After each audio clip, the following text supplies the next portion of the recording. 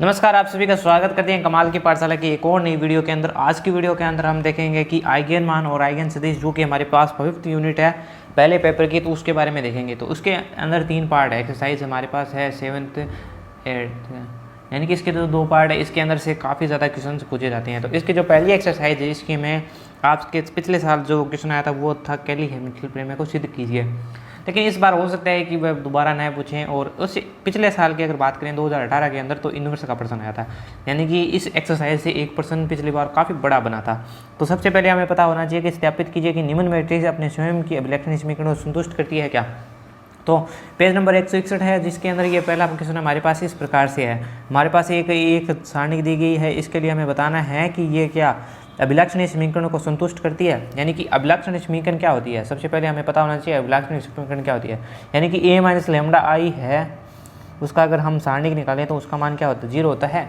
क्या ये यानी कि अभिलक्षणीय समीकरण हो उसके यानी को संतुष्ट करती है। तो ये अगर इसको संतुष्ट करती है तो ये एक मैट्रिक्स अपने स्वयं की अभिलक्षणीय समीकरण को संतुष्ट करती है। ये हमें सत्यापित करना है। तो सबसे पहले इसी प्रकार के जो सभी प्रश्न हैं वो इसी प्रकार के होते हैं यहाँ पे।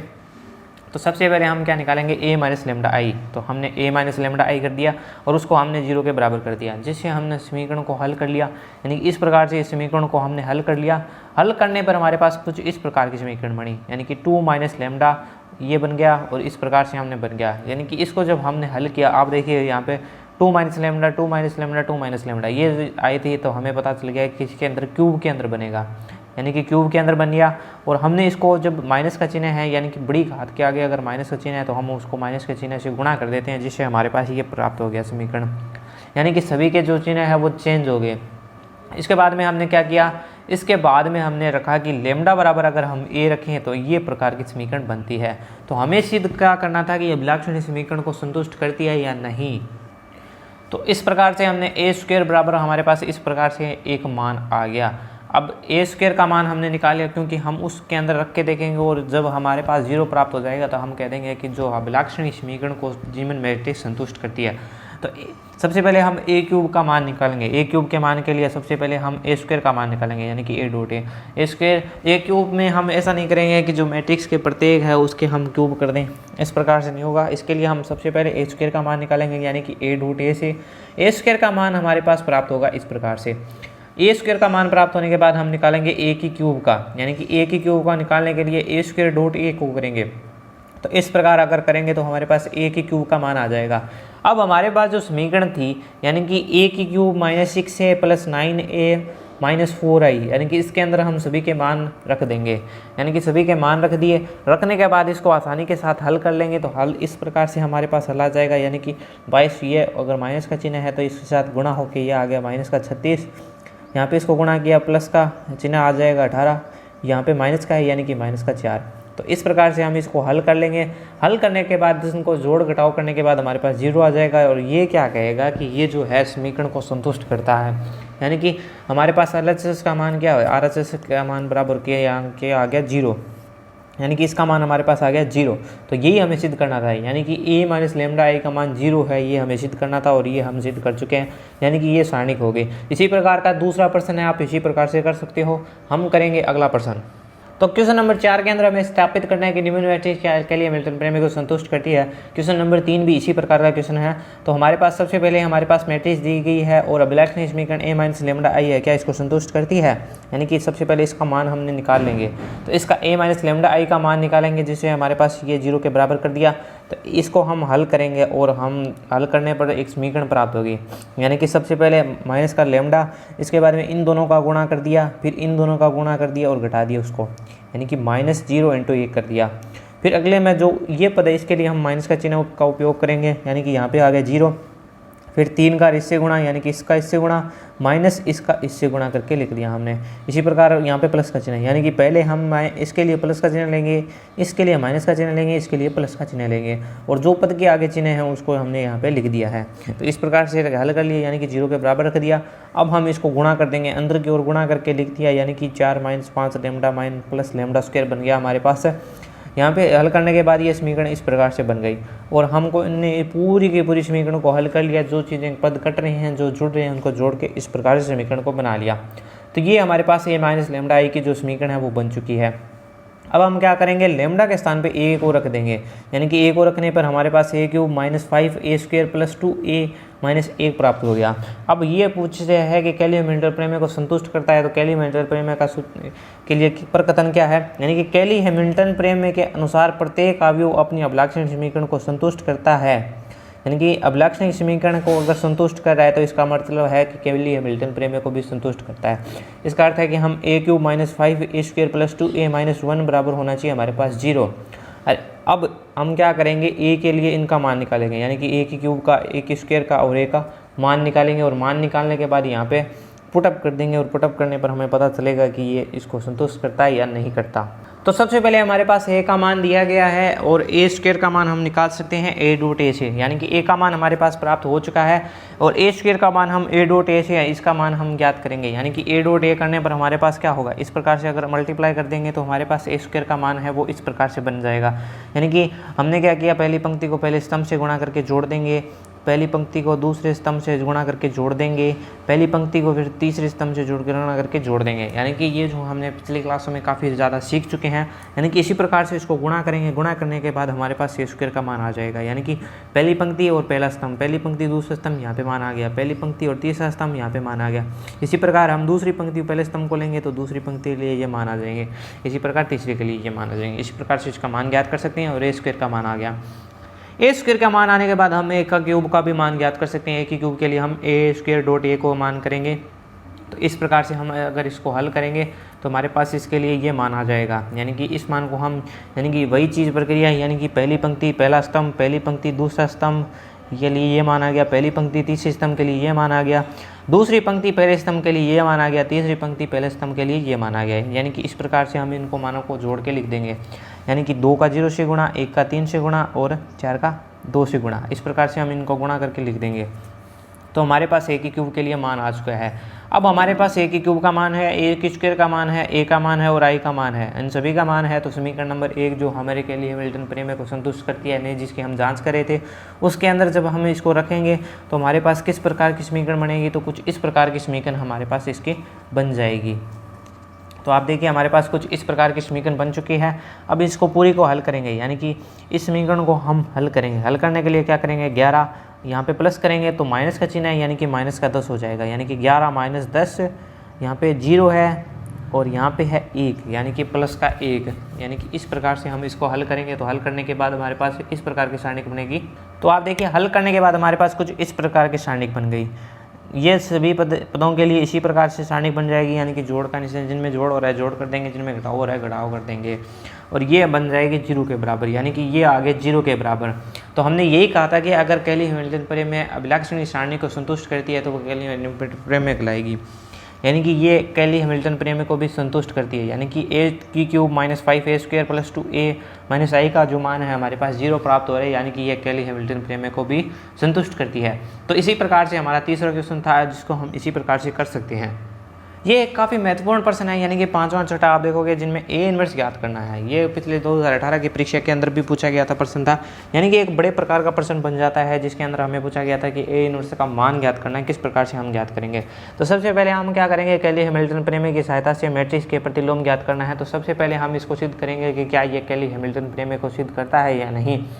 अगर ये कैली हैमिल्टन प्रमेय को संतुष्ट करता है तो ही हम इसका a इन्वर्स निकालेंगे, यानी कि प्रतिलोम इसका निकाल सकते हैं। तो सबसे पहले हमारे पास अभिलाक्षणिक समीकरण होती है a माइनस लेमडा i, जिसके हमने इसके लिए मान रख दिया 0 के बराबर रखने पर।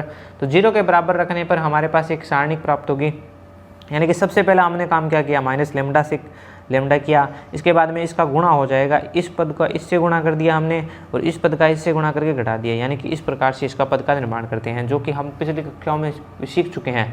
अब हम सीधा ही चलते हैं इसकी समीकरण के ऊपर।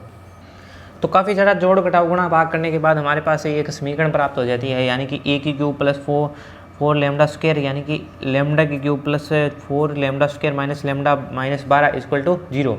अब हम क्या करेंगे, लेमडा के स्थान पे a रख देंगे। a रखने के बाद हमारे पास कुछ इस प्रकार की समीकरण आ जाएगी और हम क्या निकालें, कैली हैमिल्टन प्रमेय के अनुसार यदि प्रत्येक अवयव अपने अभिलाक्षणिक समीकरण को संतुष्ट करता है तो ही वह कैली हैमिल्टन प्रमेय को संतुष्ट करेगा और इससे हम ए इनवर्स का मान निकाल सकते हैं। किस प्रकार से? तो सबसे पहले हम इसके समीकरण के लिए सभी पदों का मान ज्ञात करेंगे, यानी कि ए का मान हमारे पास पता है, आई का मान हमें पता है, लेकिन हमारे पास ए स्क्वायर का मान नहीं है और ए क्यूब का मान नहीं है। ए स्क्वायर के लिए हम ए रूट ए को करेंगे और ए की क्यूब के लिए हम ए स्क्वायर डॉट ए को कर लेंगे आराम से, यानी कि ए स्क्वायर के लिए हम ए डॉट ए को करेंगे, यानी कि पहले सारणिक और दूसरी सारणिक का आपस में गुणा, यानी कि पहली पंक्ति पहला स्तंभ, पहली पंक्ति दूसरा स्तंभ, यानी कि यहाँ पे पद आ गया, पहली पंक्ति तीसरा स्तंभ, यहाँ पे पद आ गया।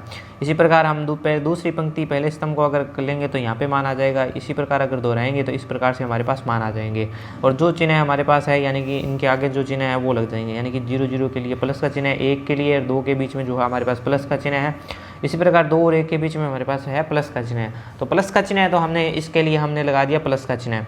तो इसको जब हमने हल किया ए स्क्वायर का मान अगर हमने निकाला तो इस प्रकार से हमारे पास ए स्क्वायर का मान आ गया।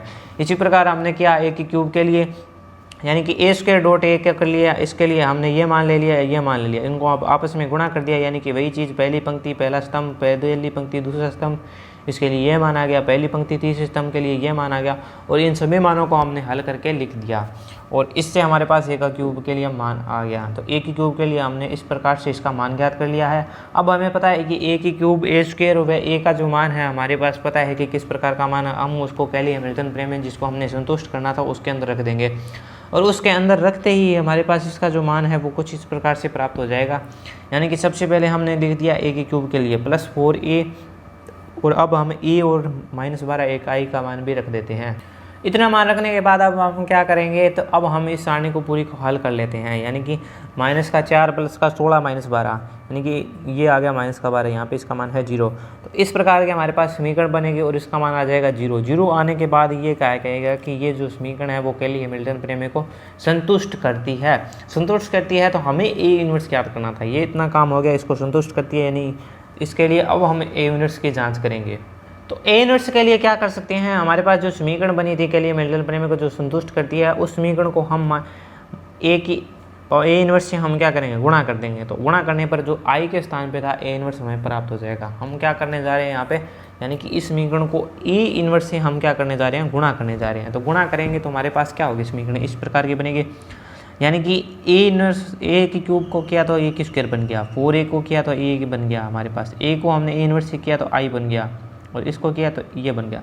यानी कि कहने का अर्थ है कि जो घाते हैं उनके एक की कमी हो गई है। ए इनवर्स का मान कितना आएगा, ये यहाँ पे क्या है, माइनस का चिन्ह है, इसको इधर की साइड लेके जाएंगे तो प्लस का हो जाएगा और ये 1/12 है जो इसके गुणा में था वो इसके बटे में चले जाएगा, यानी कि इस प्रकार के समीकरण बनेंगे।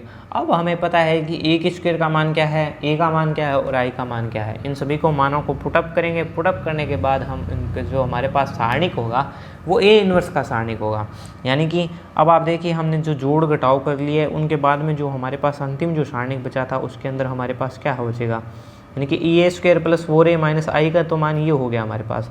और ए इनवर्स के लिए हम 1/12 को और लगाएंगे जिससे हमारे पास जो बनेगा ए इनवर्स के लिए मान बन जाएगा और इसी प्रकार हमारे पास ए इनवर्स का जो मान है वो प्राप्त हो जाएगा। और ए इनवर्स का मान के लिए हमने कितना कुछ किया जिससे हमारे पास ए इनवर्स का मान प्राप्त हुआ।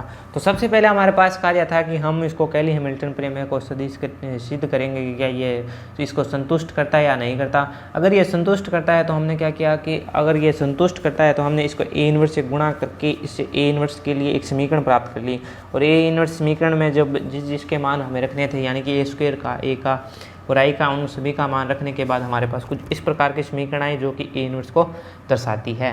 तो इसी प्रकार से हम क्वेश्चन नंबर 6 को भी कर सकते हैं। अब हम देखेंगे क्वेश्चन नंबर 7 जो कि एक अलग प्रकार का क्वेश्चन है।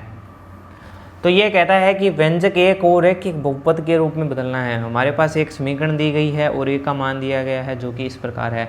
तो इसके लिए सबसे पहले हम अभिलक्षणीय समीकरण का मान निकालेंगे, यानी कि a - λi = 0 रखेंगे। यानी कि सबसे पहला हमारा कार्य होगा अभिलक्षणीय समीकरण को क्या ये संतुष्ट करता है या नहीं करता। तो सबसे पहले हमने एक अभिलक्षणीय समीकरण के लिए इसको हल कर लिया, इसके मूल ज्ञात कर लिए, क्या ये कैली हैमिल्टन प्रमेय को संतुष्ट करता है या नहीं करता, इसकी हम जांच करेंगे। यानी कि ये जो हमारे पास समीकरण बनी है उसके लिए हम ए स्क्वायर को रखेंगे और इसके लिए हम इसके लिए जांच करेंगे। तो अगर ये इस समीकरण को संतुष्ट करेगा, यानी कि ए स्क्वायर - 4a - 5i को अगर ये संतुष्ट करेगा तो ये कैली हैमिल्टन प्रमेय को संतुष्ट करेगा। और हमें क्या निकालना था, हमें निकालना था कि व्यंजकों में ए के रेखीय बहुपद को व्यक्त करना था। तो इसके लिए सबसे पहले हम जांच करेंगे क्या अभिलक्षणीय समीकरण को संतुष्ट करता है या नहीं करता। तो सबसे पहले हम ए स्क्वायर का मान निकालेंगे, यानी कि ए स्क्वायर बराबर हो गया हमारे पास 1/2, 1 2 3 4, यानी कि इस प्रकार से 1 2 3 4, 1 2 3 4 का फिर से गुणा कर दिया, यानी कि 9 8 16 17 हमारे पास मान प्राप्त हुआ। इसी प्रकार हम क्या करेंगे, अब हमारे पास ए स्क्वायर का मान आ चुका है, ए का मान हो चुका है और आई का मान पता है हमें, तो इन सभी का हम ए स्क्वायर -4a-5i से हम इसके अंदर मान रख देंगे। मान रखने पर हमारे पास कुछ इस प्रकार की समीकरण प्राप्त होगी, यानी कि मैट्रिक्स से केली हैमिल्टन प्रमेय को स्थापित कर रही है। इसका अर्थ है कि हम क्या करेंगे, ये कि जो समीकरण थी हमारे पास ये है और बहुपद हमारे पास दिया गया था। अब हम क्या करेंगे, इसके अंदर बहुपद का भाग दे देंगे, यानी कि ए स्क्वायर के अंदर हम जब इसको विभाजित करके देखेंगे कुछ इस प्रकार के समीकरण बन चुके हैं। तो सबसे पहले हम ए स्क्वायर -4a-5i को इससे विभाजित कर देंगे, क्योंकि हमें रेखीय बहुपद ज्ञात करना है। तो सबसे पहले देखिए हमने क्या प्राप्त किया, यानी कि a की पावर 5 के लिए हम क्या कर सकते हैं, इसको कितने से गुणा करें, a की पावर 3 से, a की पावर 3 से इसको मल्टीप्लाई किया, a की पावर 5 प्राप्त हुआ। a की पावर 3 से इस पद को मल्टीप्लाई किया, यानी कि a की पावर, यानी कि 4a पहले से मौजूद था और हमने a की क्यूब से गुणा किया, यानी कि 4a की पावर 4 आ गया हमारे पास। a की क्यूब से इसको गुणा किया तो -5a की क्यूब आ गया हमारे पास। हम क्या कर देते हैं, यहाँ पे चिन्ह बदल देते थे, यानी कि इसका आगे प्लस का चिन्ह, यानी कि माइनस का लग जाएगा, माइनस का चिन्ह प्लस का हो गया, माइनस का चिन्ह प्लस का हो गया। तो आप देखिए कि ये माइनस प्लस के कारण ये कट गया, माइनस प्लस के कारण ये भी पद कट गया। अब हमारे पास बचा क्या, यानी कि यहाँ से ये प्लस का चिन्ह, ये माइनस का, यानी कि इसका घटाव हो जाएगा और जो बड़े अंक के आगे चिन्ह है वो लग जाएगा, यानी कि 7 के आगे माइनस का चिन्ह है तो माइनस लग गया। इसी प्रकार ये पूरा का पूरा भाग यहाँ पे उठा के हमने लिख दिया। अब हमें -2a की क्यूब प्राप्त करना है, तो a स्क्वायर को हम कौन सी संख्या से गुणा करें कि -2a की क्यूब प्राप्त हो, तो हम -2a से इसको जब मल्टीप्लाई करेंगे तो इस प्रकार की हमारे पास समीकरण प्राप्त होगी। तो इसका मान हमारे पास इस प्रकार से प्राप्त होगा, यानी कि 2a से हम इस पूरी समीकरण को गुणा करके बाद यहाँ पे लिख देंगे। तो इस प्रकार की समीकरण आई। फिर से वही काम, इसका चिन्ह में परिवर्तन करेंगे, चिन्ह में परिवर्तन करने के बाद इसको हल कर लेंगे, यानी कि माइनस प्लस का पद होने के कारण कट गया, माइनस प्लस का पद होने के कारण ये भी कट गया और जो बचा है वो उसके आगे, यानी कि सबसे बड़े अंक के आगे जो चिन्ह है वो लगा देंगे, यानी कि 11 के आगे प्लस का चिन्ह था, इसके लिए जो हमारे पास बचा है उसके आगे प्लस का चिन्ह। ये पद था माइनस का, ये पद है माइनस का, यानी कि माइनस का पद प्राप्त हो गया। ये माइनस का पद था, इसमें कोई चेंजेस नहीं हो रहा है हमारे पास, ना यहाँ पे कोई आई का पद आ रहा है, इसलिए हमने उसको उसी प्रकार लिख दिया। अब हम क्या करेंगे, -3a स्क्वायर का मान बनाएंगे, यानी कि -3a के लिए हम क्या कर सकते हैं, 3 से गुणा कर सकते हैं, क्योंकि a स्क्वायर हमारे पास पहले से मौजूद है, यानी कि 3i से हमने इसको गुणा कर दिया, यानी कि 3i से गुणा करने के बाद हमारे पास कुछ इस प्रकार की समीकरण आई। फिर से इस समीकरण को हल कर लिया और हमारे पास जो शेषफल है उसको बच गया, तो उसको हमने लिख दिया। अब हम इसको कर सकते हैं, यानी कि इस संख्या को किस प्रकार से हम लिख सकते हैं, यानी कि इसको हम लिखेंगे इन दोनों का गुणा प्लस शेषफल, यानी कि यह संख्या किस प्रकार से हम वापस इसको प्राप्त करते हैं, यानी कि सबसे पहले हम इन दोनों का गुणा कर देंगे और अगर इस मान को अगर हम जोड़ देते हैं तो ये हमारे पास ये संख्या प्राप्त हो जाएगी। कहने का अर्थ है कि हमने इस समीकरण को इस रूप में लिख दिया, यानी कि a स्क्वायर -4a-5i, यानी कि इस प्रकार से हमने लिख दिया और बच्चे में शेषफल को जोड़ दिया। अब हमें क्या करना था, रेखीय बहुपद ज्ञात करना था। हम जांच कर चुके हैं कि ये a स्क्वायर -4a-5i है, इसका मान हमारे पास 0 के बराबर है, तो ये हमने यहाँ पे पुटअप कर दिया, यानी कि ये पूरा का पूरा पद ही हमारे पास 0 हो गया, यानी कि a + 5i बचा और a + 5i जो है हमारे पास एक रेखीय बहुपद है। तो आज की वीडियो के अंदर हमने एक पार्ट को किया है, यानी कि यूनिट नंबर 4। तो इसमें से क्वेश्चन आने की संभावना इस बार ज़्यादा है, क्योंकि पिछली बार जो है क्वेश्चन इस प्रकार का एक न्यूमेरिकल नहीं पूछा गया था, केली हैमिल्टन प्रमेय पूछी गई थी। तो इस प्रकार थोड़े बहुत चांसेस बन जाते हैं कि इस प्रकार का क्वेश्चन हमसे पूछ लिया जाए। तो हमने आज की वीडियो के अंदर 4 टाइप्स के क्वेश्चन को देखे और टोटल इसमें 8 क्वेश्चन है और प्रत्येक प्रत्येक टाइप के 2 क्वेश्चन है। तो आप इसको आसानी के साथ हल कर सकते हो, यानी कि 2018 की जो की परीक्षा थी उसके अंदर A इन्वर्स आया था, यानी कि इस बार इस प्रकार का प्रश्न हो सकता है आ जाए या हमें फिर से A इन्वर्स पूछ लिया जाए। तो इस प्रकार हो सकता है कि केली हैमिल्टन को न पूछ के वो इस प्रकार के क्वेश्चनों को पूछ ले, फिर भी हमें एक बार केली हैमिल्टन प्रमेय को पढ़ लेना है और सिद्ध कर लेना। तो मिलते हैं अगली वीडियो के अंदर, जिसमें और ही इंटरेस्टिंग टॉपिक के बारे में जानेंगे। तो आज की वीडियो के अंदर इसलिए मैंने लिख के पहले से इसलिए लाया था कि काफ़ी ज़्यादा समय लग जाता है अगर मैं लिखूंगा उसको भी। तो आप देखिए कि ये भी वीडियो काफ़ी लंबी खिंच चुकी है, हमने केवल 4 क्वेश्चनों को देखा। मान लीजिए मैं प्रत्येक क्वेश्चन को करता तो एक क्वेश्चन को करने में भी 15 से 20 मिनट लग जाते हैं। तो मिलते हैं अगली वीडियो के अंदर, जिसके अंदर हम और भी वीडियो के अंदर बातें करेंगे।